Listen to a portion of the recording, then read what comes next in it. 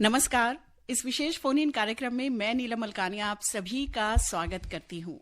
आप सुन रहे हैं आकाशवाणी गोल्ड 100.1 मेगाहर्ट्ज पर और जैसा कि आप जानते ही हैं कि प्रत्येक बुधवार को हम आपके लिए ये विशेष कार्यक्रम लेकर आते हैं जिसमें किसी बेहद जरूरी और समसामयिक विषय के बारे में बात होती है। स्टूडियो में हमारे साथ विशेषज्ञ होते हैं। आप स्टूडियो में फोन करके अपने सवाल पूछते हैं और हमारे विशेषज्ञ देते हैं आपके सवालों के जवाब। तो आज भी हम ऐसा ही एक जरूरी विषय आपके लिए लेकर आए हैं जो सबके साथ जुड़ा हुआ है, सबके लिए जरूरी है, लेकिन जिसके लिए समझ भी जरूरी है। नए आपराधिक कानून, न्यू क्रिमिनल लॉ। तो इस बारे में आप जो भी जानना समझना चाहते हैं, हमारे आज के एक्सपर्ट से आप सीधे बात कर सकते हैं, अपने सवाल उनसे पूछ सकते हैं। जो भी प्रश्न आपके मन में है हम तक पहुंचा सकते हैं। हमारे फोन नंबर्स हैं 23421084, 23422346। ये हमारे दो फोन नंबर्स हैं 23421084, 23422346। और अगर आप दिल्ली के बाहर से हमें फोन कर रहे हैं तो एसटीडी कोड तो आप जानते ही हैं 011011। ये कोड आपको लगाना है और फोन करना है हमारे स्टूडियो में और अपना सवाल पूछना है। अब मैं परिचय करवाती हूँ हमारे आज के विशेषज्ञ का। स्टूडियो में आज हमारे साथ उपस्थित हैं मिस्टर अश्वनी कुमार दुबे। आप advocate on record supreme court हैं, सर्वोच्च न्यायालय में अधिवक्ता। आप जाने माने मीडिया पैनलिस्ट हैं। साथ ही आप अनेक विश्वविद्यालयों में, महाविद्यालयों में छात्रों से सीधे संवाद करते हैं, विद्यार्थियों को एजुकेट करते हैं कानून से जुड़े हुए विषयों के बारे में। और आप एक लेखक भी हैं। बेहद जरूरी पुस्तक हाल ही में आपकी प्रकाशित हुई है, एंड ऑफ कॉलोनियल लॉज, और ये इस विषय पर कानूनों से जुड़ी हुई पहली पुस्तक है। तो आज के विशेषज्ञ के पास बहुत सारी सामग्री है। आपके सवालों के जवाब देने के लिए हम तैयार हैं, बस आपके सवाल हम तक पहुंचे। और अब मैं स्वागत करती हूं अश्वनी कुमार दुबे जी, आपका हमारे स्टूडियो में बहुत बहुत स्वागत है। बहुत बहुत धन्यवाद नीलम जी, आपका और सभी जितने भी लिसनर्स हैं इस कार्यक्रम के, उन सबका बहुत बहुत स्वागत जी। तो जब हम बात करते हैं कानूनों की, जब हम बात करते हैं न्याय प्रक्रिया की बात करते हैं अश्वनी जी, तो अक्सर ये प्रक्रिया बहुत ही जटिल प्रतीत होती है। लेकिन जब किसी समस्या में फंस जाते हैं तब लगता है कि तारणहार जो है हमारे, वो यही कानून है। इन्हीं का सहारा लेकर हम बचते हैं और यही हमारा बचाव भी करते हैं, मुश्किलों से हमें बचाते हैं।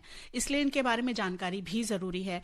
लेकिन ये बताइए कि ये जो अब नए आपराधिक कानून आए हैं, ये क्या हैं और इनकी हमें जरूरत क्यों पड़ी? पहले से कानून तो थे ही। देखिए, किसी भी सभ्य सोसाइटी के लिए, सभ्य समाज के लिए कानूनों का होना और उनका समुचित पालन होना बहुत जरूरी है, ताकि समाज में कानून व्यवस्था की स्थिति निर्मित रहे और मानव के प्रति अपराध करने की प्रवृत्ति नहीं जगे और वो हर व्यक्ति का सम्मान करें। क्योंकि अगर वो नहीं करें या किसी प्रकार से दूसरे व्यक्ति को प्रताड़ित करेंगे तो कानून जो है अपना काम करेगा। इसके लिए एक सिविलाइज सोसाइटी में, सभ्य समाज में कानून की जरूरत होती है जी। अब दूसरा जो प्रश्न ये है कि क्यों बहुत सारे कानून हमारे पास ऑलरेडी थे और एक क्रिमिनल लॉ भी था, तो जरूरत क्यों थी? देखिए, 1860 में जब हमारे लॉर्ड मैकाले ने हमारे देश में जब इंडियन पिनल कोड बनाया तो 1860 से 2023 तक बड़ा सारा समय बीत गया। उस समय जो वो कानून था वो औपनिवेशिक काल का कानून था, जो हम भारतीयों पर राज करने के लिए बनाया गया था। और उस 1860 से 2023-24 तक देखिए, इतना समय बीत गया कि बहुत सारे कुछ सेक्शंस ऐसे थे जो आज की तारीख में प्रासंगिक नहीं रह गए थे। और आजादी के बाद जरूरत यह भी थी कि भारत का अपना कानून हो, अपनी व्यवस्था के हिसाब से हो। तो उसके लिए यह जरूरी था कि अपना कानून बने। उसके बाद हम देखें टेक्नोलॉजी में बहुत आगे बढ़ गए, डिजिटल एविडेंसेस में बढ़ गए, तो उन सब के अपराध करने के तरीके बढ़ गए जो उस समय नहीं थे 1860 में। तो ये जरूरी था कि आज की तारीख में कॉम्प्रिहेंसिव कानून बने जो आज की समस्याओं को डील करने के लिए जरूरी है और जो आवश्यक है, और तमाम उसमें जो धाराएं हैं वो सुसंगत हैं। इसलिए इस नए कानून की जरूरत थी जी। और हमारे साथ हमारे पहले कॉलर हैं इस समय, तो हम जानते हैं कि इनका क्या सवाल है। हेलो जी, नमस्कार। कार्यक्रम में स्वागत है आपका। अपना नाम बताएं। नीलम मैडम नमस्कार। जी एस चट्टा बोल रहा हूँ नई दिल्ली से। जी चड्ढा साहब, कैसे हैं आप? बस बढ़िया। आप सुनाओ कैसे हो? जी, हम सब बढ़िया हैं और आपका फोन आया तो और अच्छा लग रहा है। क्या सवाल है आपका? आपसे बात हो रही है, ये भी बड़ा अच्छा लग रहा है। और हमारे सर आए हैं एक्सपर्ट, उनको भी नमस्कार। जी जी नमस्कार। जी। सर मेरा छोटा सा क्वेश्चन है कि जो पुराने कानून थे उसकी जगह नए कानून आ गए हैं, तो उनमें ऐसा कौन सा कानून है जो नए आए हैं, वो जो पहली बार इंट्रोड्यूस किया हो, जो पहले से ना हो? दूसरा, कोई एनआरआई इंडिया आता है और उससे कोई गलती से अपराध हो जाता है, तो उसके ऊपर भी ये कानून लागू होगा? देखिए, अपराध अगर भारत भूमि पर हो रहा है तो निश्चित तौर पर वो लागू होगा, लेकिन अब वो क्या अपराध है उस समय उस पर डिपेंड करेगा। दूसरा, जो आपने जानना चाहा कि नई क्या चीजें थी, देखिए, घटनाओं की ऑनलाइन रिपोर्टिंग हो गई। किसी भी पुलिस स्टेशन में जो 0 एफआईआर की शुरुआत होगी कि कोई भी व्यक्ति क्षेत्राधिकार की परवाह किए बिना किसी भी पुलिस स्टेशन में प्रथम सूचना रिपोर्ट दर्ज कर सकता है। तो इससे क्या होता है कि कानूनी कार्यवाही शुरू करने में जो होने वाली देरी है वो समाप्त हो जाती है और अपराध की तत्काल रिपोर्टिंग सुनिश्चित होती है। जैसे कि कई बार आप देखिए, चेन स्नैचिंग की घटनाएं हो गई, महिलाओं से संबंधित कोई अधिकार हो गया, बच्चों से संबंधित कोई अधिकार हो, अचानक कोई एक्सीडेंट हो गया, तो पहले क्या होता था कि पुलिस जो है क्षेत्राधिकार की बात करती थी कि मेरे क्षेत्राधिकार में नहीं, दूसरे क्षेत्राधिकार में हुआ है।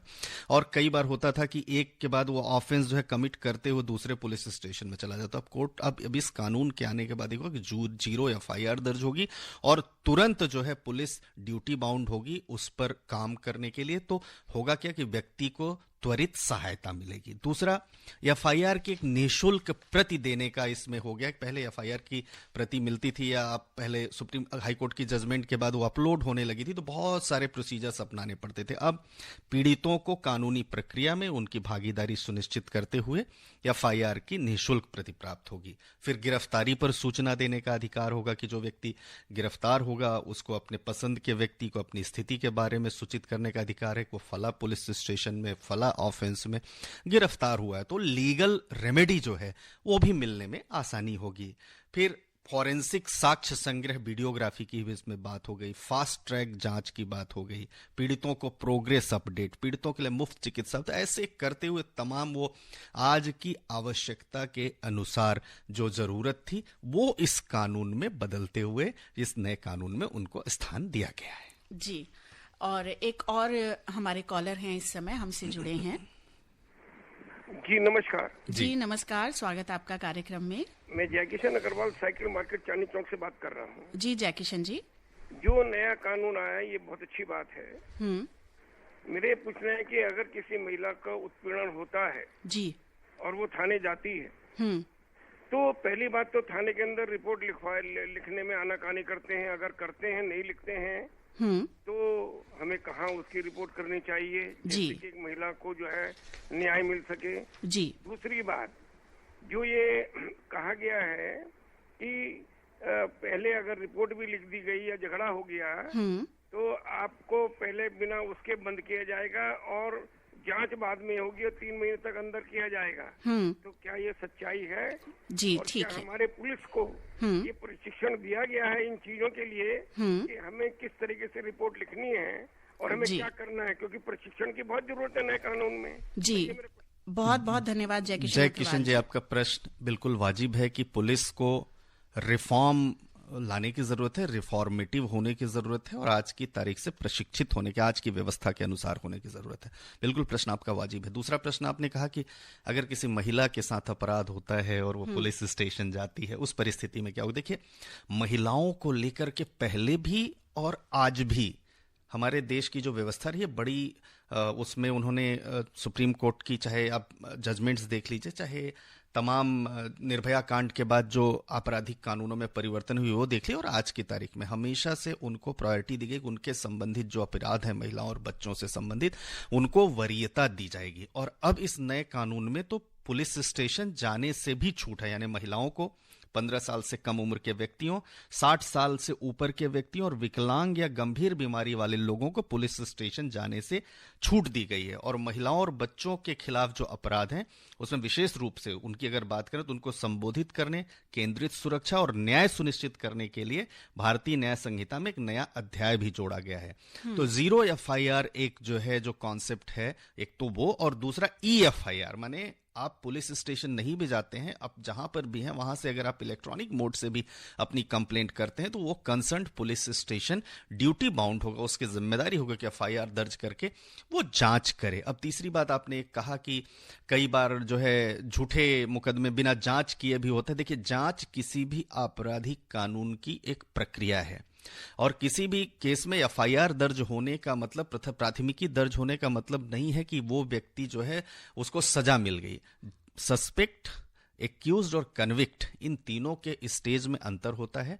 तो जब कभी भी अगर न्यायालय की प्रक्रिया से कोई व्यक्ति जब दोषी साबित होता है तभी उसको दोषी कहते हैं। और जांच पुलिस की यह जिम्मेदारी होती है कि पुलिस एक समयबद्ध मैनर में, जो समय ऑलरेडी भारतीय न्याय सुरक्षा संहिता में दिया गया है, उसके तहत पुलिस जो है इन्वेस्टिगेशन करेगी। और पुलिस अगर इन्वेस्टिगेशन में किसी प्रकार की कमी रखती है तो उसके खिलाफ भी एक्शन का इसमें प्रावधान है। जी, और जैसा कि हम सुनते थे कि अगर महिला जो है उनके साथ कोई अपराध हुआ है और वो जाती हैं थाने, तो वहां पर महिला पुलिस का होना भी जरूरी है। तो ये जो प्रक्रिया है, क्या ये नए कानूनों में भी बनी रहेगी? जी बिल्कुल बिल्कुल। देखिए, आप जस्टिस वर्मा कमेटी की रिकमेंडेशंस जब आई थी निर्भया कांड के बाद, तो उसी समय से आप देखिए कि तमाम हर जिले में महिला थाने बनने शुरू हो गए, महिला ऑफिसर्स अपॉइंट होने शुरू हुए और इवन की महिला कोर्ट भी, महिला न्यायालय भी बनने शुरू हुए, ताकि महिलाओं से संबंधित जो अपराध हैं उन अपराधों को सही तरीके से डील किया जाए और न्यायिक प्रक्रिया के तहत उनको न्याय मिल सके और जो दोषी व्यक्ति है उसको सजा मिल सके। तो बड़े सारे परिवर्तन हो रहे हैं और सोसाइटी में रिफॉर्म्स एक सतत चलने वाली प्रक्रिया है और हर रोज नए रिफॉर्म्स, जैसे जैसे चैलेंजेस आते हैं वैसे वैसे रिफॉर्म्स आते हैं। परंतु हमारे देश में अगर हम देखें तो अभी इसमें भी भारतीय न्याय संहिता में भी और इसके पहले भी अगर आप देखें तो खासतौर से फास्ट ट्रैक कोर्ट्स, महिला पुलिस, महिलाओं की गिरफ्तारी के बारे में नियम कानून, महिलाओं को पुलिस स्टेशन कितने बजे से कितने बजे तक बुलाया जाएगा, महिलाओं की जांच करने के लिए क्या, उनकी अरेस्ट के नियमावली ऑलरेडी तय है। जी, अब एक और कॉलर हैं हमारे साथ, इनका प्रश्न जानते हैं। हेलो जी, नमस्कार, स्वागत आपका कार्यक्रम में। नाम बताइए। नीलम मलकानिया जी को रघुविंदर सिंह का नमस्कार। जी रघुविंदर सिंह जी, कैसे हैं आप? बढ़िया, आपकी दुआ है। और सर कैसे हैं? सर को भी सादर बिल्कुल नमस्कार, प्रणाम जी। सर, मेरा सवाल ये है कि जो नए क्रिमिनल लॉ बने हैं, अगर सिमिलर जो केस है वो पहले चल रहा हो तो वो उसमें अमेंडमेंट होगी या सेम चलता रहेगा? देखिए, जो दूसरा सर ये है कि जो डोमेस्टिक वायलेंस है उसमें कुछ क्रिमिनल लॉ में चेंज किया गया है और फास्ट ट्रैक होंगे, कृपया बताने का कष्ट करें। जी, बहुत बहुत धन्यवाद आपका सवाल के लिए। तो अश्वनी जी, रघुविंदर जी ये जानना चाहते हैं कि पहले से कोई मामला अगर चल रहा है और न्यायिक प्रक्रिया में है और अब जो नए कानून आ गए हैं, तो क्या जांच में और वर्डिक्ट में कोई अंतर पड़ेगा? देखिए, जो पहले से जो कानून चलते आ रहे हैं उन कानूनों की जब प्रक्रिया है वो प्रक्रिया वही उसी में चलती रहेगी जो पुरानी प्रक्रिया है। लेकिन अगर उसके बाद कोई जैसे उसको चैलेंज करना चाहता है, अपील में जाना चाहता है, रिवीजन में जाना चाहता है, तो उसको भारतीय न्याय सुरक्षा संहिता के मुताबिक जो है आगे जाना पड़ेगा। नंबर 1। नंबर 2, जो सजा की बात है, तो देखिए जो पहले के कानूनों में जो अगर कोई व्यक्ति दोषी साबित होता है तो जो सजा है वो वही सजा होगी उस व्यक्ति को। और डोमेस्टिक वायलेंस एक्ट की आपने बात करी, देखिए डोमेस्टिक वायलेंस एक्ट में prevention of women from domestic violence, कोई protection of women from domestic violence, उस कानून में कोई परिवर्तन नहीं हुआ है। वो एक, चूंकि महिलाओं को रेजिडेंस ऑर्डर, उनको कॉम्पनसेशन दिलवाने का एक कानून है जो न्यायालयों में चल रहा है। ये हमारे कानून जो पहले इंडियन पीनल कोड था वो भारतीय न्याय संहिता हो गया है, जो पहले क्रिमिनल प्रोसीजर कोड था वो भारतीय न्याय सुरक्षा संहिता हो गया है। तो इनमें जो है परिवर्तन हुए और कुछ बहुत सारे सेक्शंस जिनकी जरूरत नहीं थी और जो लॉर्ड मैकाले ने अपने सुविधा के अनुसार हम भारतीयों पर राज करने के लिए मास्टर सर्वेंट के रिलेशनशिप के आधार पर लेकर आए थे, उसमें परिवर्तन हुआ। उसके बाद देखिए कि 77 बार क्रिमिनल लॉ को अमेंड किया गया, लेकिन एक कॉम्प्रिहेंसिव कोई ऐसा कोड देश में नहीं था जो टेररिज्म को डील कर सके। क्रॉस बॉर्डर जो फंडिंग हो रही है देश में अस्थिरता लाने के लिए, उनको डील कर सकें, या जो व्हाइट कॉलर के ऑफेंसेस हैं उनको डील से, उनके अलग अलग तरह के कानून बने हुए थे। तो उन सब के लिए जरूरी था। और उसके अलावा जिस तरह से टेक्नोलॉजी इवॉल्व हो रही है, डीप फेक जैसी चीजें आ रही हैं, जिस तरह से मॉफ वीडियोस बन रहे हैं, जैसे साइबर अटैक्स हो रहे हैं, साइबर क्राइम्स, उन सब के ऑफेंसेस को, उन सबको डील करने के लिए जो हमारी भारतीय साक्ष्य अधिनियम, जो उस समय था, साक्ष्य अधिनियम की अगर हम बात करते हैं, इंडियन एविडेंस एक्ट की, वो नाकाफी था। उसके लिए जरूरी था कि ऐसा कानून बने जो ये सब टेक्नोलॉजिकल एडवांसमेंट्स जो हैं, या टेक्नोलॉजी में जो परिवर्तन हुआ है, उन सब के हिसाब से कानून तय हों। तो आज की तारीख में आजाद भारत में आजाद भारत का अपना कानून जरूरी था, जो मैं समझता हूं कि ये एक बड़ा ही लैंडमार्क डिसीजन था, औपनिवेशिक काल के कानूनों का अंत। तो आजाद भारत में जब संविधान अपना है तो उस हिसाब से आजाद कानून भी। जी, एक और कॉलर है इस समय कार्यक्रम में। जी, स्वागत आपका। नमस्कार। नमस्कार, अपना नाम बताइए। मैं राकेश बात कर रहा हूँ शिमला से। जी राकेश जी, स्वागत आपका कार्यक्रम में। क्या सवाल है? मेरा सवाल विशेषज्ञ से ये है, अगर कोई व्यक्ति नाबालिग को फोन पर धमकी देता है या उनको परेशान करता है, अगर हम कहीं भी हो तो हम कितने दिनों में उनकी जो है कंप्लेंट कर सकते हैं और कितने दिनों में उनसे जो है कार्रवाई हो सकती है? जी, बहुत बहुत धन्यवाद इस सवाल के लिए राकेश जी। राकेश जी, देखिए, कंप्लेंट आप कभी भी कर सकते हैं। आप जैसे ही नाबालिग को होना तो ये चाहिए कि जैसे ही अपराध घटित होने की सूचना मिले तो त्वरित जो है उसकी कंप्लेंट हो, ताकि जो अपराधी है वो अपराधी के ऊपर कार्यवाही हो सके। तो इन मामलों में देरी नहीं करनी चाहिए ऐसे ऑफेंसेस पे। और बच्चों से संबंधित अपराधों में, महिलाओं से संबंधित अपराधों में तो बिल्कुल भी देरी नहीं करनी चाहिए। उनको तुरंत रिपोर्ट करना चाहिए, ताकि जो अपराधी है, अपराध करने वाला है, उसको सही मुकम्मल तरीके से कानून के तहत उसको सजा भी मिल सके और वो और इस तरह के अपराध समाज में नहीं कारित करे। जी, अश्विनी जी, यहाँ एक सवाल मैं आपसे जानना चाहूंगी कि जैसे राकेश जी ने पूछा कि फोन पर किसी नाबालिग को अगर धमकी दी जा रही है, तो वो क्या धमकी है? क्या उसको देखते हुए कुछ बदलाव होगा सजा में? मतलब किस चीज की धमकी है, कितना गंभीर अपराध है, क्या उस पर निर्धारित होगा कि क्या? बिल्कुल उसी पर निर्धारित होगा कि फोन पर किस तरह की धमकी दे रहे हैं। क्या फोन पर उसको ल्योर करने की कोशिश तो नहीं कर रहे हैं, उसको ब्लैकमेल करने की कोशिश तो नहीं कर रहे हैं, क्या उस बच्चे के साथ वो करना चाहते हैं? तो उस आशय की पूरी कंप्लेंट उस बात की वहां पुलिस स्टेशन में देना आवश्यक होगा और उसी के अनुसार जो है कार्यवाही हो।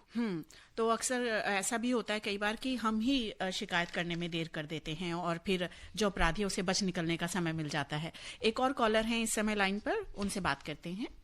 हेलो जी, स्वागत आपका कार्यक्रम में। नमस्कार, दो एंकर और एक्सपर्ट साहब को नमस्कार। जी नमस्कार। कानून तो बहुत ही बढ़िया है। अक्सर जो है जो देखने में आता है सरकारी दफ्तरों में जी, कुछ जो है महिलाएं जो है कानून का दुरुपयोग करके जो है महिला अधिकारियों, पुरुष अधिकारियों के ऊपर गलत आरोप लगा देते हैं। जी, तो उसमें क्या होता है, एक तो उसका पेंशन रुक जाता है, जी, उसका प्रमोशन भी नहीं हो जाता है, क्योंकि वो बंदा काम कराना चाहता है। क्योंकि कुछ महिलाएं कंफर्ट जोन पे होती हैं, तो उसके बाद तुरंत यदि काम, कुछ नया काम सौंप दिया जाता है, समय पर आने के लिए कहा जाता है। तो अक्सर ये मतलब बहुत सारे कोर्ट केसेस में विजिलेंस के केस भी हुआ है। इसमें एक्सपर्ट महोदय क्या सलाह देना चाहेंगे ऐसे अधिकारियों को और ऐसे जो कर्मचारी जो गलत आरोप लगाते हैं? जी, देखिए, बिल्कुल मैं आपकी बात समझ गया। कई बार तमाम ऐसे रिपोर्ट्स भी हैं और कई जजमेंट्स भी ऐसी आती हैं कि अपने पर्सनल स्कोर्स को सेटल करने के लिए भी कई बार कंप्लेंट्स की जाती हैं। तो देखिए, इसमें एक रॉन्गफुल मैलिशियस प्रोसिक्यूशन अगर कोई इंस्टीट्यूट करता है तो उस केस में बरी होने के बाद आप निश्चित तौर पर जो कॉम्पनसेशन है उसके लिए और उस व्यक्ति के खिलाफ समुचित कार्यवाही करने के लिए आप अदालत की शरण में जा सकते हैं, अदालत में जा सकते हैं। क्योंकि कई बार ऐसा देखा भी गया है कि अपने पर्सनल स्कोर्स के लिए भी लोग जो है लॉ का अब्यूज और मिसयूज करते हैं। लेकिन हमारी अदालतें इतनी निष्पक्ष, निर्भीक और ट्रांसपेरेंट हैं कि हमारी अदालतें दोषी अगर कोई व्यक्ति नहीं होता है तो उसको बाइज्जत बरी करती हैं और बरी करने के बाद वो व्यक्ति अपने रिड्रेशल के लिए, अपने सम्मान के लिए कि उसके ऊपर झूठ। लेकिन सर, उन जो महिला जो कर्मचारियों के खिलाफ क्या कार्रवाई की जाती है उसके बाद? देखिए, वो बंदे का तो कैरियर एक तरह से जैसे वो आरोप लग जाता है, लोगों को लगता है यार हो सकता है क्या हो, जबकि ऐसा होता नहीं है। वो देखिए, कानून तो कैरियर और इवन की उसका जो है प्रमोशन भी रुक जाता है और पेंशन भी रुक जाती है। तो महिला के खिलाफ क्या कुछ होना चाहिए क्या? नहीं, निश्चित तौर पर होना चाहिए। कानून एक रिफॉर्म्स, एक सतत चलने वाली प्रक्रिया है और इसके लिए भी कई बार आप देखिए लॉ कमीशन की रिपोर्ट्स भी आप देखिए तो उसमें भी बात हुई, अदालतों में भी कई बार ऐसी बातें हुई कि अगर कोई झूठा केस करते हुए पकड़ा जाता है या झूठा अपने पर्सनल स्कोर्स को सेटल कर ले कंप्लेंट होता है तो उसके ऊपर क्या कार्रवाई होगी। इस सब के विषय पर भी आने वाले दिनों में एक कॉन्क्रीट व्यवस्था बनाने की जरूरत है। लेकिन फिर मैं बता रहा हूं कि कोई भी व्यक्ति अगर रॉन्गफुल मैलिशियस प्रोसिक्यूशन का शिकार होता है और अदालती प्रक्रिया से वो बरी होता है तो वो अपने रेपुटेशन के लिए, अपने सम्मान के लिए डैमेजेस भी क्लेम कर सकता है और उसके अलावा वो जो है उस महिला के ऊपर डिफेमेशन का केस भी कर सकता है। तो वो भी कानून जो है हर व्यक्ति को अधिकार देता है जी। और इसीलिए कहा जाता है अश्वनी जी कि जो न्याय व्यवस्था है और सामाजिक व्यवस्था है वो हम सबकी सामूहिक जिम्मेदारी है। तो हमें कानून तो दिए गए हैं, पुलिस भी समय पर कार्रवाई करते हैं, लेकिन ये भी बहुत जरूरी है कि जो कानून है उनका मिसयूज ना हो, अब्यूज ना हो। जो आम लोग हैं अगर उन्हें जानकारी अपने अधिकारों की तो वो अपने अधिकारों का इस्तेमाल तभी करें जब लगता हो कि उनके अधिकारों का हनन हो रहा है। किसी और के प्रति विद्वेष की भावना से कानूनों का इस्तेमाल करने से जो एक आपसी प्रक्रिया है वो भी बाधित होती है और ऐसे में प्रश्न चिन्ह भी लग जाते हैं फिर हमारी न्याय प्रक्रिया पर। एक और कॉलर हैं हमारे साथ इस समय। नमस्कार जी, राजेंद्र बोल रहा हूँ जी हिसार से। जी नमस्कार राजेंद्र जी, स्वागत आपका कार्यक्रम में। शुक्रिया नीलम जी और विशेषज्ञ भी नमस्कार जी। मैं ये जानना चाहता हूँ जी, रोड पे जो एक्सीडेंट होते हैं हिट रन के जैसे कहते हैं, छोटे वाहन को बड़ा वाहन टक्कर मार देता तो ज्यादातर बार इसका समझौता होता है, क्योंकि अगर कोई कमाने खाने वाला है वो सोचता है कि मैं अस्पताल में हूँ या केस कौन लड़ेगा, तो वो बाढ़ करके इस समझौता है। तो बड़े अफसर इसके बारे में वही कैसे हुआ सारे सबूत आ गए, फिर भी इसके बारे में जानना था जी। बहुत बहुत धन्यवाद आपका सवाल के लिए। देखिए, समझौता करने का तो ऑप्शन अदालतों में भी कंपाउंडेबल और नॉन कंपाउंडेबल ऑफेंसेस जैसे होते हैं उसके हिसाब से समझौता होता है। और अभी भी बहुत सारे मामलों में अगर जो मामले ऐसा लगता है कि बहुत गंभीर प्रकृति के नहीं हैं उनमें क्वैशिंग पिटीशंस भी फाइल होती हैं और उनमें समझौता भी होता है। लेकिन सवाल यह है कि अभी जो सेक्शन 106 है जो खास तौर से डील कर रहा है जो negligence, death caused by negligence, यानी उसमें सड़क पर चलते हुए किसी की डेथ हो जाती है, तो उसमें एक सबसे अच्छी बात यह है कि अगर कोई व्यक्ति गलती से किसी को हिट करता है, उसे चोट लगती है, उसको नियरेस्ट पुलिस स्टेशन में सूचना देता है, अस्पताल पहुंचाता है, तो ये माना जाता है कि उसका जो आशय था वो दुर्घटना कारित करने का नहीं था, दुर्घटना करने का नहीं था, तो उसमें ऑफेंस में कमी आ जाती है। लेकिन कोई व्यक्ति अगर सड़क पर किसी को तड़पता हुआ, मरता हुआ छोड़ करके एक्सीडेंट करके भागता है तो उसमें सजा का जो प्रावधान है वो पनिशमेंट थोड़ा कठिन ज्यादा है। और अगर आप देखें तो पहले जो 304A था इंडियन पीनल कोड का, उसमें ऐसे केसेस में, नेग्लिजेंस के केसेस में, डेथ कॉज बाय नेग्लिजेंस में, जब तक कि वो कल्पेबल होमिसाइड नहीं हो या ये ना हो जाए कि जानबूझ करके किसी ने हत्या करने के, मारने की कोशिश की, 2 साल तक की सजा होती थी और पुलिस स्टेशन से बड़ी आसानी से बेल बॉन्ड भर के और गाड़ी भी छूट जाती थी, वो व्यक्ति भी छूट जाता था। तो उस तरह के अपराध करने की उसको जो एक्चुअल में सजा मिलनी चाहिए वो नहीं मिलती थी। तो 106 में ऐसा प्रावधान है, हालांकि अभी वो होल्ड पर है, लेकिन 106 के मुताबिक अगर कोई व्यक्ति किसी को जानबूझ करके और या एक्सीडेंट करता है, उसको सड़क पर छोड़ के निकल जाता है, तो उसमें जो है उसकी अकाउंटेबिलिटी फिक्स है, सजा ज्यादा है। तो मैं समझता हूं कि ऐसे केसेस में ऐसे अपराध कारित करने वाले लोग जो है फिर डरेंगे। तो ये भी कानून बहुत अच्छा है और ऐसे केसेस में, रोड एक्सीडेंट्स के केसेस में डेथ में कमी आएगी। जी। एक प्रश्न है अश्विनी जी, अब जैसे नए आपराधिक कानून आए हैं, बहुत सारे बदलाव हुए हैं, तो जो अधिवक्ता हैं जो पहले से ही प्रैक्टिस कर रहे हैं, जिनके पास अपनी खूब सारी किताबें हैं और पर्सनल लाइब्रेरी है एक कानूनों से जुड़ी हुई, तो क्या उनकी वो पुरानी पुस्तकें, रेफरेंस बुक्स जो है वो सब अब बेकार हो जाएंगी? क्या पूरी तरह से बदलाव हो चुका है? नहीं, ऐसा नहीं। देखिए, क्रिमिनल लॉ में 3 ही तो किताबें बदली हैं, भारतीय न्याय संहिता, BNSS यानी Indian penal code, criminal procedure code, Indian evidence act. तो वो उस किताबें तो वो भी अभी, क्योंकि अब जो 1 जुलाई से पहले के जो केसेस हैं वो तो पुराने ऑफेंस के उसी के हिसाब से चल रहे हैं, तो वो किताबें भी यूजफुल रहेंगी, ये भी रहेंगी। प्लस एक कंपेरेटिव चार्ट है कि पहले जो था, जैसे अब मर्डर का केस, मर्डर केस में आप समझिए आजीवन कारावास और फांसी, कैसे जिस तरह की परिस्थितियां, तो पनिशमेंट तो वही रहेगा जी, तो पनिशमेंट तो नहीं बदला। अब सेक्शंस बदल गए, उन सेक्शंस के लिए टेबल दी हुई है, लेकिन कुछ सेक्शंस जो पहले से अब तक चले आ रहे थे, जबरदस्ती वो भारतीय इंडियन पिनल कोड के हिस्सा बने हुए थे, हमारे ऊपर बोझ सीत बने हुए थे, वो खत्म हो गए, जिनकी रेलेवेंस ही नहीं रही आज। तो किताबों की रेलेवेंस दोनों की उतनी ही है, लाइब्रेरी में दोनों ही उसी तरह से रहेंगी। फर्क बस इतना है कि अब का कानून आज की परिस्थिति के हिसाब से और रेलेवेंट है, और जो आने वाले दिनों में भी रेलेवेंट होगा, और जो ऑब्सोलेट हो गए कानून, जिनकी जरूरत नहीं थी आज की तारीख में, जो औपनिवेशिकता को दर्शाते थे, वो खत्म हो गए। जी, एक और कॉलर है, स्वागत आपका कार्यक्रम में। नमस्कार जी नमस्कार, अपना नाम बताइए। धर्मवीर, गांधीनगर, दिल्ली से बात कर रहा हूँ। जी धर्मवीर जी। अश्विनी जी नमस्कार। जी नमस्कार। 2 सवाल हैं जी, 2 सवाल दोनों अलग टॉपिक पर हैं जी। पहला सवाल ये है कि कोई अपराधी 30 साल पहले अगर अपराध करके भाग जाए, अभी तक ना पकड़ा जाए, तो उसके ऊपर अभी तक क्या कानून कार्रवाई करता है? अभी तक सरकार के कानून की तरफ से, पुलिस की तरफ से, कोर्ट की तरफ से अभी तक उसकी मकान की कुर्की नहीं हुई। इसकी जानकारी कहाँ से मिलेगी? दूसरा सवाल ये है कि जैसे आजकल देखा गया है कि ये वुमेन शादियां होती हैं, उनकी शादी अपनी मर्जी से नहीं होती, तो इसलिए कभी कभी वो क्या होता है कि देखा ये कानून ने भी इसमें काफी तब्दीली कर दी है कि लड़की अपनी मर्जी से दूसरी जगह जाती है पर घर वाले नहीं चाहते, तो वो क्या करती है, गलत इल्जाम लगा देती है, तो वुमेन सेल में केस जाता है, तो पूरी फैमिली को वो परेशानी होती है। तो इसके ऊपर भी क्या, अगर वो लड़की के ऊपर साबित हो जाए ये गलत इसने इल्जाम लगाया, तो इसके ऊपर कितना, उसके ऊपर सजा होने के ऐसा कोई रूल नया निकला है कि जो लड़की अगर गलत इल्जाम लगाए तो वो इस चीज को सोच के लगाए कि मैं अगर गलत साबित हो गई तो मेरे पे भी सजा उतनी ही होगी जी 5 साल तक। जी धर्मवीर जी, बहुत बहुत धन्यवाद आपका इस सवाल के लिए।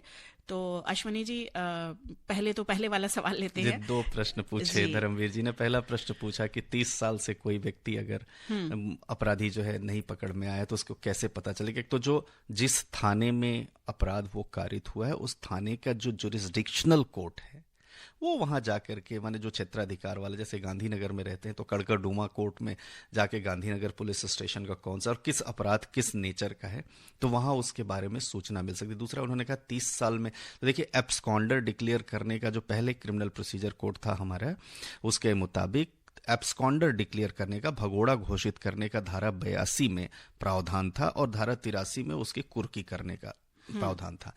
अब जो भारतीय न्याय सुरक्षा संहिता है, ट्रायल इन अब्सेंशिया करके एक बात, कि अगर वो व्यक्ति वहीं पर, पहले क्या कानून में वहीं पर वो मामला रुकता था और उसके बाद जब तक वो गिरफ्तार नहीं होता तब तक उसके खिलाफ कार्यवाही नहीं होती थी।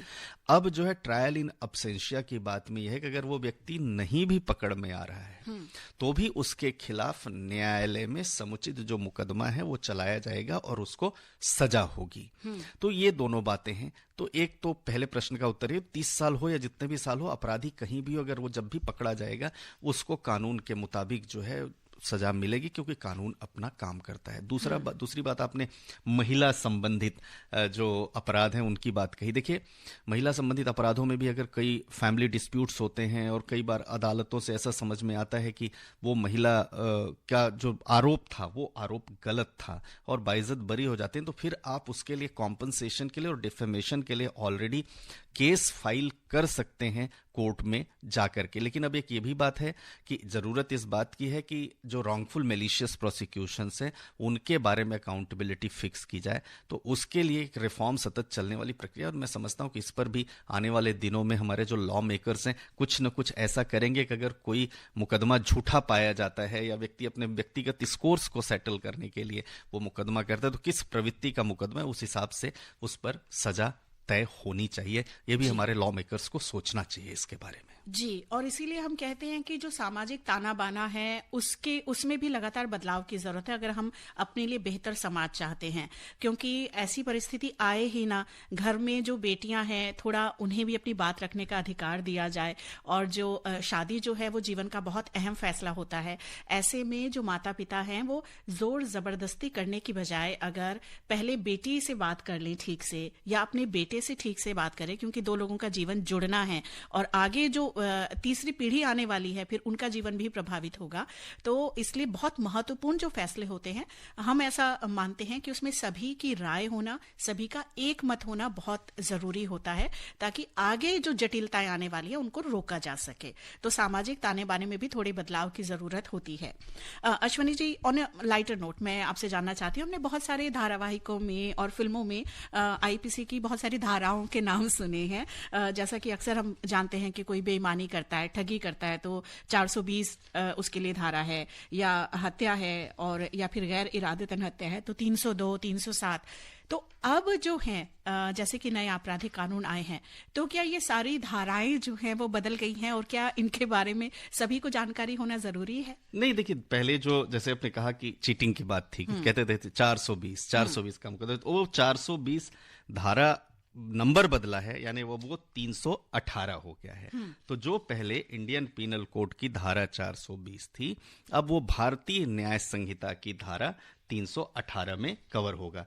दूसरी बात, आपने जो कहा 302, पहले मर्डर में बड़ा फेमस सब्जेक्ट हुआ करता था, माने सबको याद होता है मर्डर 302, अब 302 103 में आ गया, यानी पहले का जो 302 था वो 103 में आ गया। उसके बाद जैसे 307 सबको पता था, अटेम्प्ट टू मर्डर, तो अब वो 307 109 आ गया। तो अटेम्प्ट टू मर्डर, हत्या का प्रयास तो वही रहेगा, लेकिन धारा अब जो है बदल गई है। तो वो चार्ट है हर किताब में दिया होगा कि पहले कौन सा सेक्शन था, अब कौन सा सेक्शन है। वो इस हिसाब से जरूरी था कि बहुत सारे सेक्शंस जो मैकाले के द्वारा बनाए गए इंडियन पीनल कोड था, उसमें से बहुत सारे सेक्शंस को हटाया गया। तो जब हटाया गया तो नंबर ऑटोमेटिकली चेंज होगा। तो उस हिसाब से अगर हम देखें तो बहुत कठिन काम नहीं है, चार्ट ऑलरेडी आता है उसमें, पर प्रयास इस बात की, तारीफ इस बात की है कि हमें मिला अपने देश का एक विजनफुल कानून जो आज के हिसाब से और आने वाले दिनों में भी प्रासंगिक होगा। जो आज कॉम्प्रिहेंसिव कोड है क्रिमिनल लॉ का, वो यह है हमारे पास, और इसके लिए हमें हमारे सारे लॉ मेकर्स को बहुत बधाई देनी चाहिए कि आपने अल्टीमेटली भारत का अपना पहले का कानून, काला कानून खत्म किया और हमारा अपना आजाद भारत का आजाद कानून लेकर जी। अच्छा, एक सवाल ये भी है अश्वनी दुबे जी कि जो लॉ स्टूडेंट हैं जो कि अब प्रैक्टिस शुरू करेंगे और अपना एक कहते हैं ना कि अपने आप को स्थापित करेंगे, उनके लिए आपका क्या सुझाव है? वो जो पढ़ाई कर रहे थे उसमें जो उन्होंने नंबर्स याद किए थे, धाराएं याद की थी, वो सब पहले वाली थी, तो अचानक से ये बदलाव हुआ है, तो उनके लिए क्या सुझाव है आपका? देखिए, निश्चित वो सेक्शंस बदलने की जरूरत है। तो सेक्शंस तो वो जैसे ही पढ़ेंगे तो सेक्शंस उस हिसाब से वो बदल लेंगे। लॉ स्टूडेंट्स बहुत ब्राइट हैं। आप तो लॉ इतना इमर्जिंग फील्ड है, इतना अच्छा फील्ड है कि हर व्यक्ति अपने बच्चों को लॉयर बनाना चाहता है। तो वो ज्यादा कठिन काम भी नहीं है, और ये सब तो स्टूडेंट्स तो हमारे सारे वेलकम कर रहे हैं। उनको पहले इंडियन पीनल कोड पढ़ना था, अब उनको भारतीय न्याय संहिता पढ़ना है।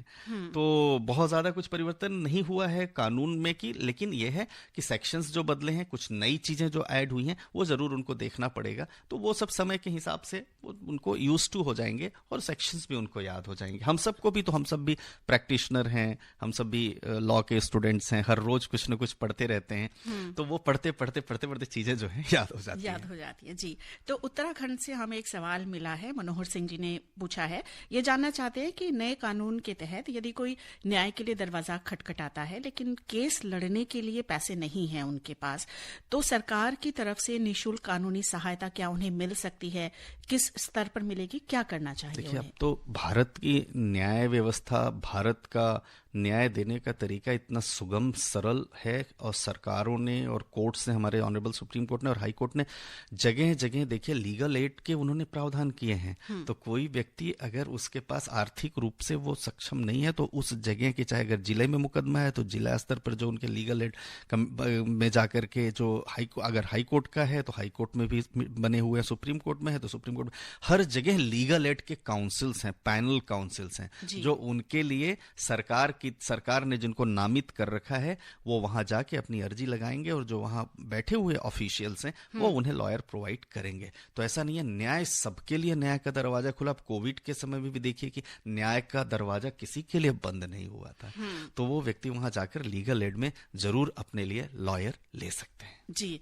क्या कोई ऐसी हेल्पलाइन नंबर है, कोई वेबसाइट है जहां से इस बारे में जानकारी मिल सके आम लोगों को? जी, वेबसाइट और हेल्पलाइन नंबर सब कुछ रोज पब्लिश हो रहे हैं, रोज पब्लिश। पुलिस स्टेशन में भी लिखे हुए हैं नंबर्स, लोकल कोर्ट्स जो हैं, जो जहां पर जिस जगह है वहां लोकल कोर्ट्स में भी जाके और इंटरनेट पर भी जाकर के वो लिख सकते हैं। दूसरा एनसीआरबी जो है, अगर वो देखेंगे तो एनसीआरबी में भी जाकर के वो उनके जो नंबर्स हैं, जो किताबों के बारे में है, क्या करस्पॉन्डिंग सेक्शन है, क्या टेबल्स हैं, चैप्टर्स वगैरह, सब कुछ वो जाकर के देख सकते हैं। तमाम जो नोटिफिकेशंस हैं वो नोटिफिकेशंस हमारे समय समय पर आते रहते हैं। जी।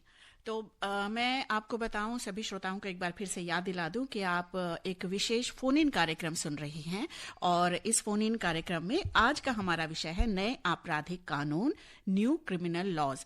और इसके लिए स्टूडियो में आज हमारे साथ उपस्थित हैं advocate on record supreme court mister Ashwani Kumar Dubey, जो कि एक जाने माने मीडिया पैनलिस्ट और एक लेखक भी हैं। और फोन नंबर्स मैं आपको एक बार फिर से याद दिला देती हूं, 23421084, 23422346। ये हमारे फोन नंबर्स हैं जिन पर आप फोन करके अपने सवाल पूछ सकते हैं। दिल्ली का एसटीडी कोड आप जानते ही हैं, 011। और ये कार्यक्रम इस समय आकाशवाणी गोल्ड पर सुना जा रहा है, इंद्रप्रस्थ चैनल पर सुना जा रहा है। साथ ही जो हमारी वेबसाइट है, हमारा ऐप है, न्यूज ऑन एयर ऐप और आकाशवाणी लाइव न्यूज 24/7, इन सब पर भी कार्यक्रम सुना जा रहा है। व्यापक पहुंच है कार्यक्रम की, ताकि अधिक से अधिक श्रोताओं को सही और सटीक जानकारी मिल सके। और एक कॉलर इस समय हमारे साथ हैं, इनसे बात करते हैं। जी, स्वागत आपका कार्यक्रम में। नमस्कार जी, नमस्कार। नाम बताइए। जी, दिव्यांशु यादव बात कर रहे हैं। दिव्यांशु जी जी जी, दिव्यांशु, स्वागत कार्यक्रम में। क्या सवाल है आपका? जी, हमारा प्रश्न इस तरीके से इस प्रकार है, जैसे मान लीजिए हमारा कोई साथी है, हमारे संपर्क में है, उन्होंने कोई अपराध कर दिया और उसमें हमारा भी नाम आ गया, तो हम उसमें अपना बचाव कैसे कर सकते हैं? हमारा कोई उस अपराध से कोई लेना देना नहीं है, लेकिन संपर्क मोबाइल सूची के द्वारा हमारा नाम आ गया या अन्य कारणों से, तो उसका बचाव कैसे करें? जी, दिव्यांशु, आप कहाँ से बोल रहे हैं? जी, हमारा डिस्ट्रिक्ट हमारी बिजनौर है, जिला और गांव हमारा खेड़की है। जी, बिजनौर से। बहुत बहुत धन्यवाद आपका इस सवाल के लिए।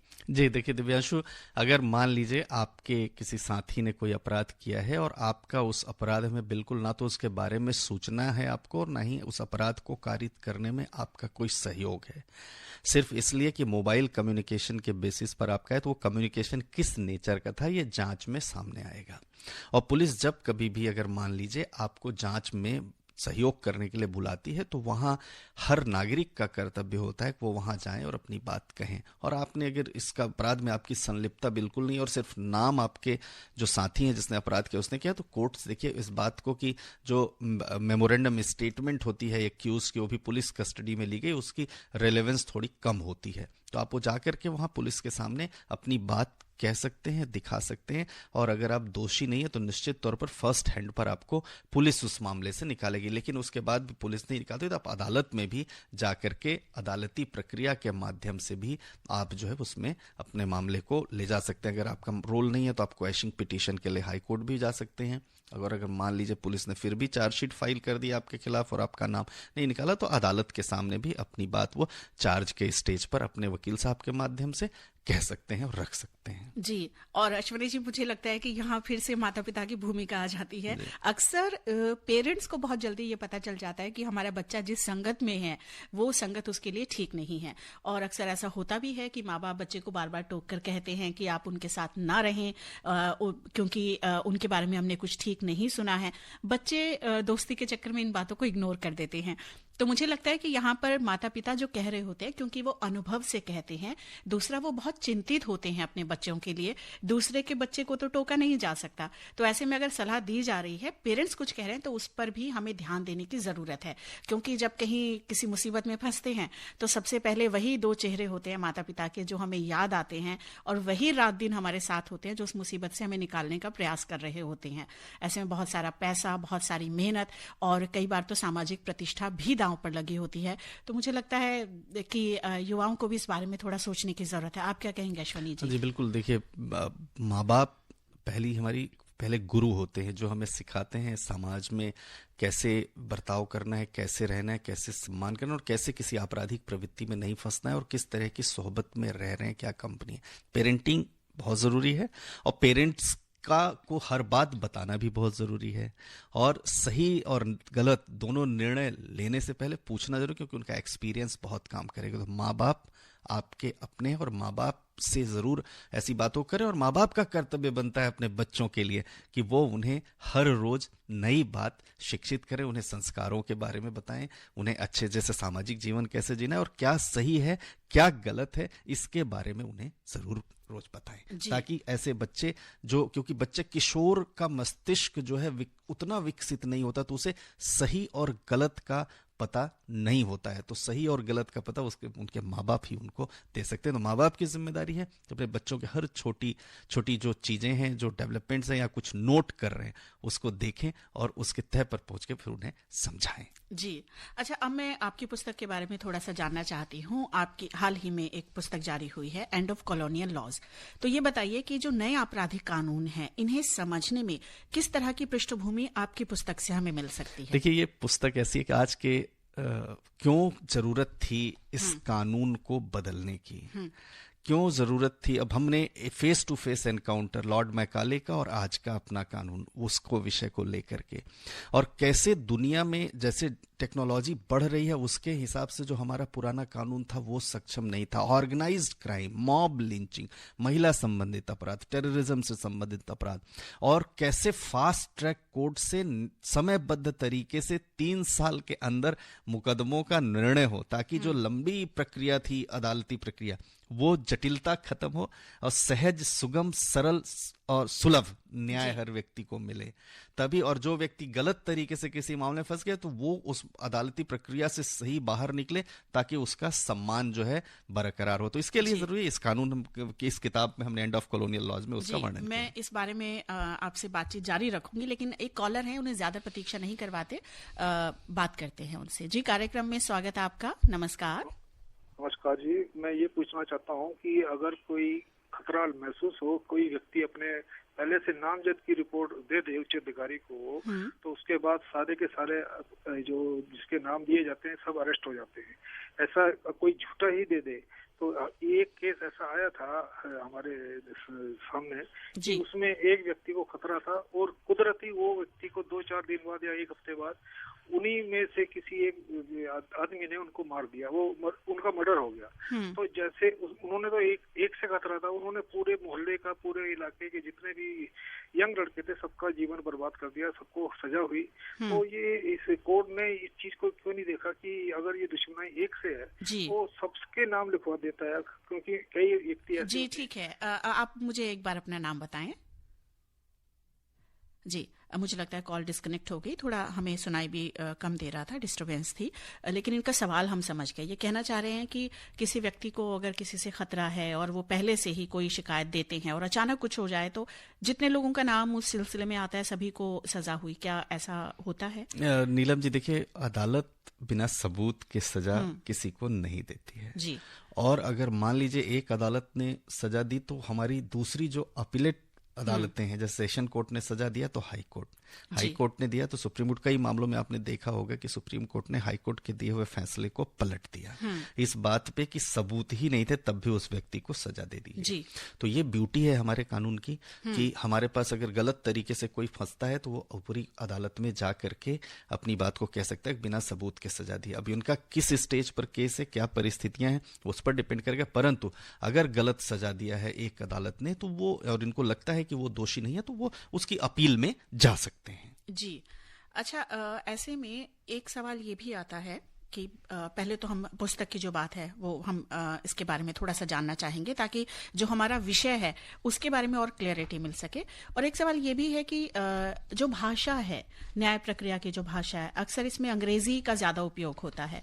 तो क्या कुछ इस तरह की सुविधा है कि जो लोग न्याय प्रक्रिया के अंतर्गत हैं उन्हें अगर वो अंग्रेजी बहुत अच्छी नहीं जानते हैं तो उन्हें हिंदी में या उनकी जो स्थानीय भाषा है उसमें उन्हें समझाया जा सके कि क्या चल रहा है उनके केस के बारे में? देखिए, इसमें आप देखिए कि कई सारे रीजनल लैंग्वेजेस में अगर आप याद करिए कि जब माननीय महामहिम रामनाथ कोविंद जी थे तो उन्होंने खुद ही लॉन्च किया था कि जजमेंट्स आपको आपकी भाषा में मिलेगी। तो रोज कुछ न कुछ नया हो रहा है, और हमारे honourable chief justice of India justice DY Chandrachud ने भी उसमें एक आगे पहल निभाई है। और बाकी स्टेट्स में अगर आप देखें, राज्यों में लोकल स्तर पर देखें तो वहां तो लोकल, मध्य प्रदेश में जाएं तो हिंदी की बात, उत्तर प्रदेश में भी जाएं तो हिंदी, महाराष्ट्र के कुछ हिस्सों में जाएं तो महाराष्ट्र में मराठी में, पंजाब में जाएं तो पंजाबी में। तो लोकल स्तर पर तो सारी चीजें वो रीजनल लैंग्वेजेस में ही या उनकी जो लैंग्वेज है उसमें चल रही है। और रही बात हाई कोर्ट और सुप्रीम कोर्ट की, तो हाई कोर्ट सुप्रीम कोर्ट में क्या होता है कि पूरे देश में अगर हम देखें तो नॉर्थ, साउथ, ईस्ट, वेस्ट, हर जगह अलग अलग जगहों पर अलग अलग भाषा है। तो आगे एक ऐसी अंग्रेजी भाषा है जिसके बारे में सब लोग जो है अलग अलग जगह से आ रहे हैं उनको भी पता है, तो और उस जगह की लैंग्वेज के बारे में नहीं। लेकिन फिर भी हिंदी के बारे में ऐसा नहीं है कि आप हिंदी में बात नहीं कर सकते, हिंदी में अपनी बात नहीं कह सकते। कई बार डिस्कशंस के दौरान ऑनरेबल जजेस भी हिंदी में बात करते हैं जी। तो स्टेट्स में तो हिंदी है, लेकिन अब जजमेंट के बारे में, केस के बारे में रही बात पता करने की, तो उस बारे में तो ऑलरेडी प्रक्रिया शुरू हो गई है जी। और एक और कॉलर हैं हमारे साथ इस समय जुड़े हैं। जी नमस्कार। जी नमस्कार मैडम। जी आपका नाम बताएं। मेरा नाम रोहित है मैडम, चंडीगढ़ से बोल रहा हूँ। जी क्या सवाल है आपका? मेरे 2 सवाल है मैडम। पहला सवाल तो ये है कि श्रोताओं को ये बताएं कि एडवोकेट ऑन रिकॉर्ड क्या होता है। ठीक है। और दूसरा सवाल मेरा ये है कि जो क्रिमिनल एडवोकेट हैं उनको जब वो आपराधिक मुकदमा लड़ते हैं तो कई बार देखा गया है कि उनको दूसरा पक्ष गोली मार देता है। तो मैं ये जानना चाह रहा था कि हमने काफी प्रयास ये किए कि एडवोकेट्स प्रोटेक्शन एक्ट कोई लाया जाए जी। तो हमने काफी प्रयास किए, मैं खुद एक वकील हूँ जी। रोहित जी मैं माफी चाहती हूँ क्योंकि कार्यक्रम का हमारे पास समय जो है वो खत्म हो रहा है, बहुत कम समय हमारे पास है। तो आप जल्दी से अपना सवाल पूछ लीजिए। एक आपने पूछ लिया है, दूसरा ये कि प्रोटेक्शन के सिलसिले में क्या हो रहा है जी। वकीलों के बारे में ये बताएं कि जी कैसा क्या विशिष्ट व्यक्ति माना जाता है, इसके प्रोटेक्शन के लिए क्या कानून बनाया गया है। जी ठीक है, बहुत बहुत धन्यवाद रोहित जी। एडवोकेट ऑन रिकॉर्ड आपकी तरह ही वकील होते हैं, कोई इसमें डिफरेंस नहीं है। बस सुप्रीम कोर्ट के रूल्स और प्रोसीजर्स के बारे में एक छोटा एक एग्जाम होता है, वो एग्जाम पास करते हैं, तो वकील वो भी हैं। दूसरा आपने जो कहा एडवोकेट प्रोटेक्शन एक्ट, निश्चित तौर पर आज की एक जरूरत है जिसमें वकीलों को प्रोटेक्शन मिले ताकि वो फियरलेसली कोर्ट के अंदर जो है न्याय दिलवाने में और न्याय को सही तरीके पर जो व्यक्ति जरूरत जिसको है उसको मिल सके और फियरलेस तरीके से वो काम कर सकें, ताकि अपराधी जो है वकीलों को धमका नहीं सके, उन्हें मार नहीं सके। इसके लिए एडवोकेट प्रोटेक्शन एक्ट जरूरी है। हमारे मुझे लगता है कि बार काउंसिल्स अलग अलग स्टेट्स की हैं, इस पर काम भी कर रही हैं। इस बात से सभी को सहमति भी है और इस बात पर सभी चाहते हैं कि एक जो है नेशनल लेवल पर एडवोकेट प्रोटेक्शन एक्ट आए जो वकीलों को सुरक्षा मुहैया करवाए जी। और अब फिर से पुस्तक की बात करते हैं अश्वनी जी की, क्योंकि हम समझना चाहते हैं नए आपराधिक कानून जो है। ये बताइए कि जो स्टेक होल्डर्स होते हैं उन्हें तो जानकारी होती है, पुलिस है, जेल प्रक्रिया है, फॉरेंसिक व्यवस्था, अभियोजक पक्ष है, वो तो जानते हैं कानूनों के बारे में, उन्हें जानना चाहिए। लेकिन आम जनता को क्यों जानना चाहिए? आम जनता को इसलिए जानना चाहिए कि एक स्टेबल सोसाइटी के लिए जी, एक मजबूत समाज के लिए कानून का होना जरूरी है। और आम जनता को डूज और डोंट्स, माने ये करने से अपराध होगा, ये नहीं करने से अपराध नहीं होगा, ताकि वो दूसरे का सम्मान कर सकते, तो वो उस पर जो है वो हो। दूसरा रही बात, जैसे आपने end of colonial laws from vision to action की बात किया, तो एक क्यों इस इनिशिएटिव की जरूरत थी एक भारत देश में, और एक हिस्ट्री क्या है हमारे देश की, कैसे कानून पहले रहे। मैकाले के पहले भी तो देश चलता था, हमारा देश तो सदियों से चल रहा है, तो और बहुत अच्छी व्यवस्थाएं चलती थी अलग अलग जगहों पर। आप देखिए अलग, जैसे कौटिल्य के न्याय की बात करिए, लिखवी गणराज्य के न्याय की बात करिए, तमाम हमारे देश में न्याय व्यवस्थाएं तो बहुत अच्छे से चलती रही। लेकिन जो मैकाले का आईपीसी और 2023 की जो जर्नी है उसके बारे में, कमीशन टू क्रिएशन, क्या कंटेम्परेरी कंसर्न्स हैं और उनके क्या कंटेम्परेरी सॉल्यूशंस हैं, उनकी बात, और नए और पुराने कानूनों में क्या क्या परिवर्तन हुए। जैसे ऑर्गेनाइज्ड क्राइम बहुत जरूरी था, भारत देश के बाहर से जो भारत में षड्यंत्र कर रहे हैं उनके खिलाफ एक्शन लेने का, ट्रायल इन अब्सेंशिया ये बहुत जरूरी था, 0 FIR के साथ साथ EFIR बहुत जरूरी था, 3 साल में मुकदमे का फैसला होना, और रूल ऑफ लॉ और क्यों जरूरी है, किसी भी उसमें न्याय क्यों मिलना चाहिए जल्दी, और ग्लोरियस पास, इन सबको अगर हम देखें तो वो देखते हुए आज जो हमारा कानून है आज के हिसाब से था। और मैं समझता हूं कि लॉ मेकर्स को इसके लिए बहुत धन्यवाद देना चाहिए कि उन्होंने हमारे देश को हमारा अपना कानून दिया जो औपनिवेशिक के कानूनों का अंत करता है। जी, तो बात करने के लिए बहुत कुछ है, लेकिन घड़ी ने हमें इशारा कर दिया है कि इस बार हमें बातचीत का अंत यही करना होगा। मैं उम्मीद करती हूँ कि कार्यक्रम से हमारे श्रोताओं को नई नई जानकारी मिली होगी, जो सवाल उनके मन में थे उनके उत्तर उन्हें मिले होंगे। अश्वनी कुमार दुबे जी, आप हमारे स्टूडियो में आए, आपने हमें समय दिया, इसके लिए बहुत बहुत धन्यवाद आपका। और हमारे तमाम श्रोताओं का धन्यवाद जो इस कार्यक्रम से जुड़े, साथ ही हमारे जो कॉलर्स जिन्होंने हमें फोन किया स्टूडियो में, उन सभी का धन्यवाद। कार्यक्रम की प्रोड्यूसर प्रियंका कुमारी के साथ मैं नीलम मलकानिया अब इस विशेष फोन इन कार्यक्रम से, जिसका विषय था नया आपराधिक कानून, इससे लेती हूँ अनुमति। नमस्कार। बहुत बहुत धन्यवाद।